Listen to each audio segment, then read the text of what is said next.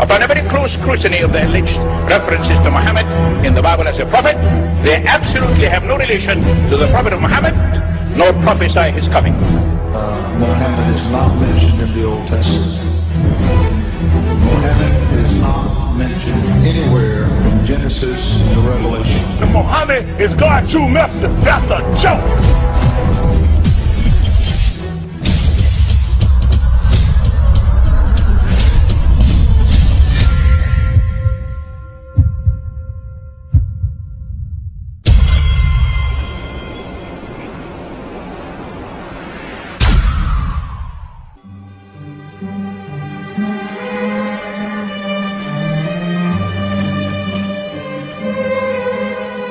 Lo, we inspire thee as we inspired Noah and the prophets after him, as we inspired Abraham and Ishmael and Isaac and Jacob and the tribes, and Jesus and Job and Jonah and Aaron and Solomon, and as we imparted unto David the Psalms.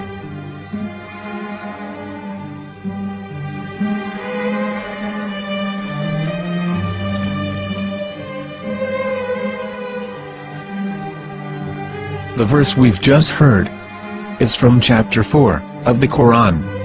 In the verse, God is affirming to humanity that Muhammad is indeed the recipient of a divine guidance, just as Noah, Abraham, and the rest of the prophets. However, some Christians and Jews today don't believe that Muhammad was a prophet and the covenant that God made with Abraham. And since the Quran is not their book of authority, in this video I'm going to show you that the book you're holding in your hands contains the name off the seal of prophethood, the Prophet Muhammad.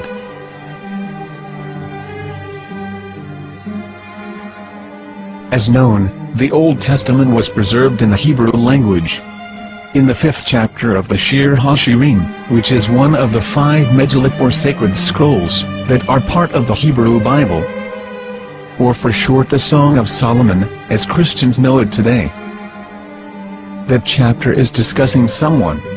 Jews will say it is discussing Solomon, while Christians will say it is discussing Jesus. Considering this is the Songs of Solomon, it would seem logical that it is discussing Solomon. The verses, describing this mystery man, have the narrator's speech conjugated in the feminine, meaning it is a woman who is describing this man. So it is possible that it is one of Solomon's wives discussing her husband Solomon.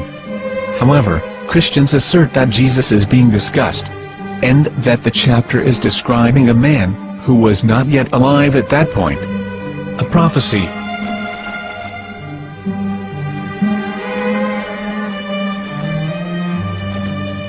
In reading the English translation of Song of Songs 5:16, it finishes the description by saying, "He is altogether lovely," but what most people don't know is that the name of that man was given in the original Megillat.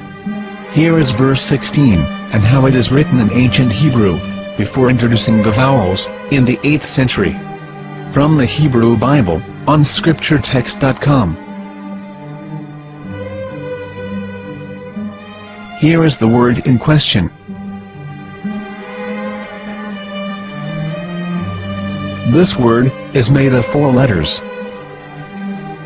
Mem, Het, Mem, Dalet.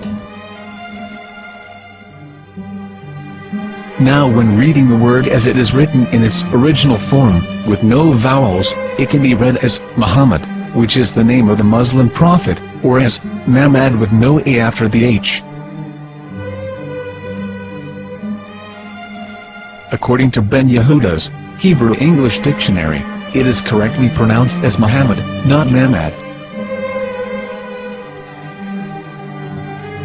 So how we're going to know for sure if it's pronounced as Muhammad, the Muslim prophet, or as Mamad, a random Hebrew word? The only way is to give the verse to a rabbi, and say to him, "Please read."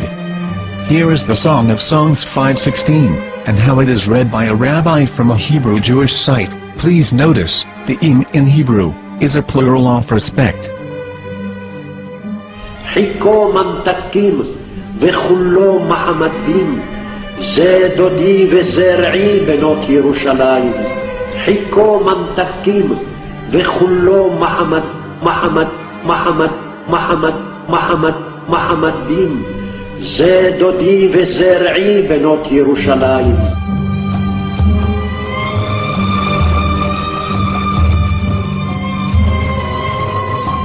We are coming out from the darkness.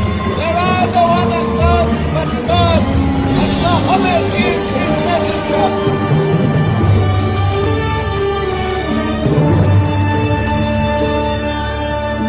Let the world hear. חיקו ממתקים וכולו מחמד דין. זה דודי וזרעי בנות ירושלים. חיקו ממתקים וכולו מחמד, מחמד, מחמד, מחמד, מחמד, מחמד דין. זה דודי וזרעי בנות ירושלים.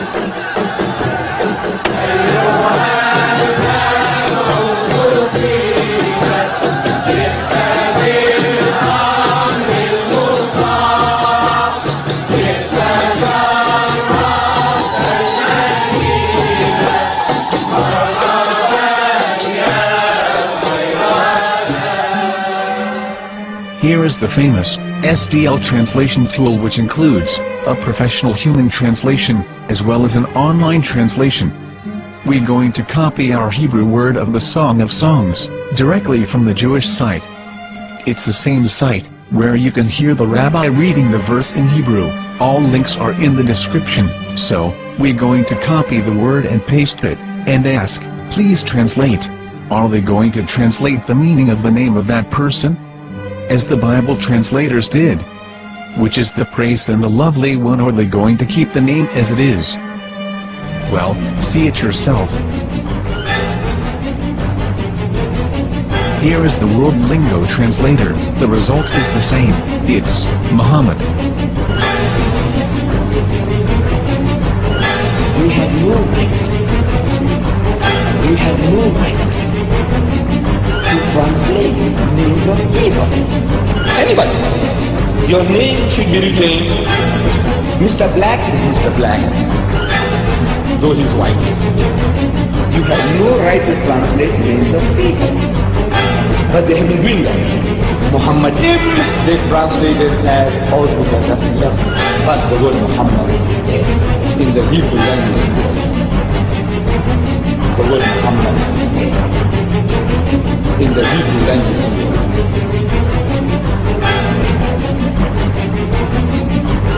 I will tell you a story from my own personal experience. Years ago, I used to spend every Sunday afternoon in a place called Speaker's Corner. And in my years down there, I got to know a Jewish rabbi. He was a very nice man. He used to listen to me, and he was always very polite and talked about Islam in a very nice way. And one day during one of our conversations after some years, I thought that it was about time I should invite him to Islam. So I said to him, you know, my friend, we have been talking now for many years, and even you have admitted to me that Muhammad is a prophet. So why then do you not embrace Islam? He said to me, we Jews, we never change our religion. I said, but half of the rabbis of Medina became Muslim. He said, that is true, but still, we Jews never change our religion. I thought, what can I say to him? He looked at me and said, listen to me, my friend. God sent to us a prophet Moses, and we didn't even listen to him. Do you think we're going to listen to another prophet after him? From another tribe? From another people? When he said that, I had nothing left to say. He knew that Muhammad was a prophet. In fact, another rabbi also came up to me and he said to me, we know Muhammad is a prophet, and he quoted to me a passage from the Bible